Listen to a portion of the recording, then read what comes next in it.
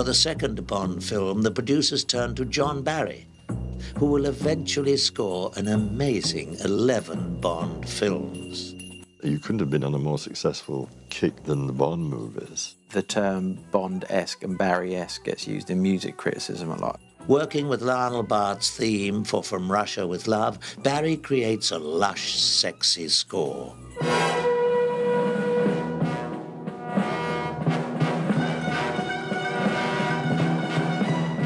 Music is of the essence, and John made an enormous contribution.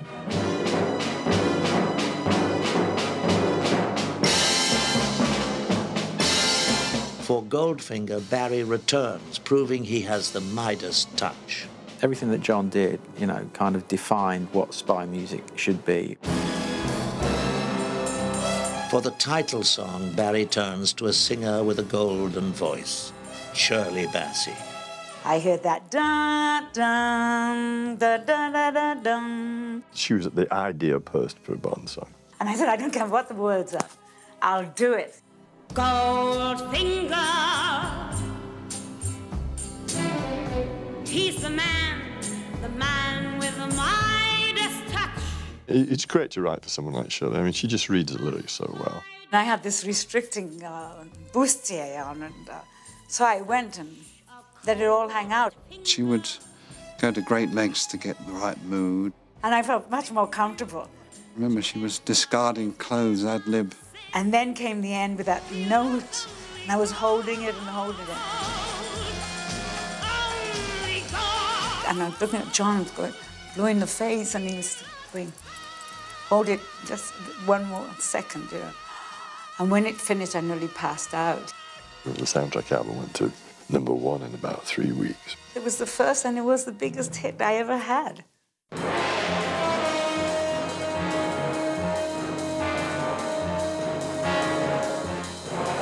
The sound of James Bond is as unique as it is ubiquitous. It was a highly styled thing.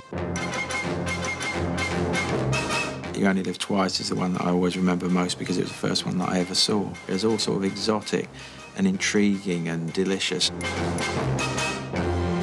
I tried to go with the elegance of the Oriental feel. I tried to intertwine that into the story.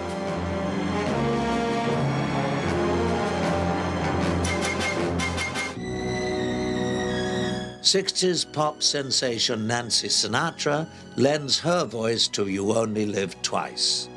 Cubby was a big friend of Frank Sinatra's. Nancy had had a couple of big hits. They wanted my sound. You only live twice. It was one of the scariest times of my whole life. There was literally 20, 25 photographers and press people in the studio, which is an impossible way to record. It's the most beautiful of the Bond songs.